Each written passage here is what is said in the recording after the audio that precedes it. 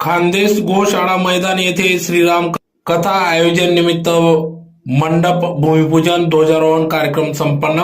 आज दिनांक 21/11/2024 रोजी दुपारी 4 वाजता धुळे शहरातील मालेगाव रोड येथील खानदेश गोशाळा मैदानावर येत्या 2 जानेवारी ते 9 जानेवारी असा श्रीराम कथेचे आयोजन होणार असून या श्रीराम कथेस पद्मविभूषण स्वामी श्री रामभद्राचार्यजी महाराज यांच्या सुमधुर वाणीतून श्रीराम कथेचे आयोजन होणार असून या कथेच्या आयोजनानिमित्त आज मंडप भूमिपूजन ध्वजारोहण कार्यक्रम घेण्यात आला।